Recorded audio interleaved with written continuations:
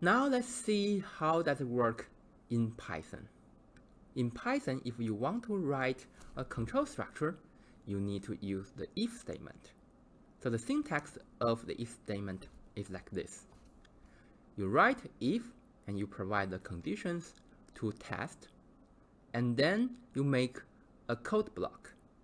This code block is with indentation.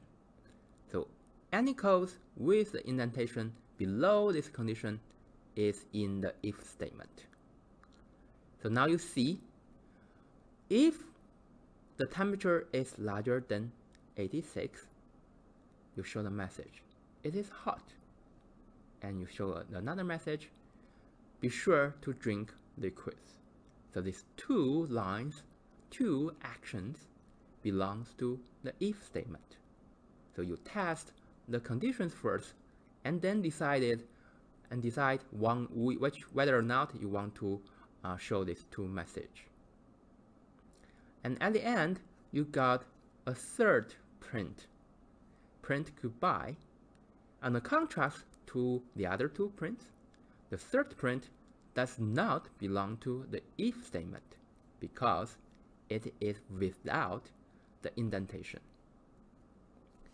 Okay, let's check it out in this logical structure. Now let's see, if the temperature is 90 degrees, what we do? We test the condition first. The condition is true because 90 is larger than 86. Okay, now 90 is larger than 86. The condition is true. So you move on. You go into the code block.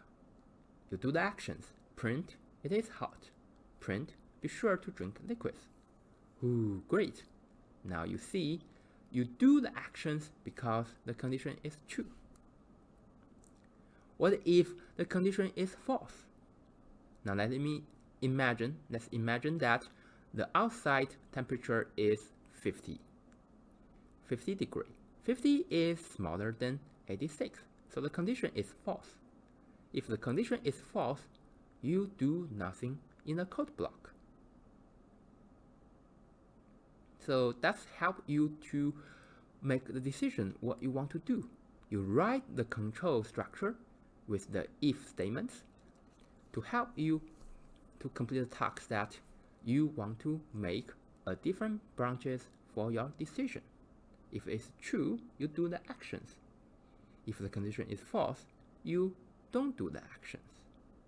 And what about the third line? What about the print goodbye? The print goodbye is out of the if statement. So it is not affected by the if statement. No matter the condition is true or false, you will always print goodbye at the end. So that makes the whole story, that completes the structure. You have condition, you have the code block contains the actions. If the condition is true, you do the action. If the condition is false, you don't do anything. And the lines without the indentation starts the new statement. And you will see that the line without the indentation is not belonging to the if statement. Indentation is very critical in the if structure. Let's make a comparison on these two pieces of code. They look really similar. The only difference is that the last line is with indentation in the first case and without the indentation in the second case. We have already talked about the second case. We see the condition, we see the actions in this if structure, and we see the actions out of the if structure. So we get that if no matter what the condition it is, we will show the print goodbye at the end, even if the temperature is smaller than 86. What about the first case? In the first case, print goodbye is with the indentation. So it belongs to this if structure. So we will only show this message print goodbye if the condition is true. So the logic is totally different. We will show goodbye if the temperature is larger than 86, and be not polite if the temperature is smaller than 86.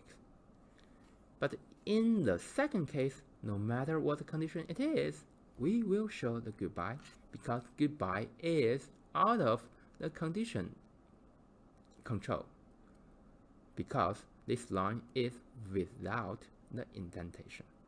We use indentation to track whether or not the lines belongs to the control box.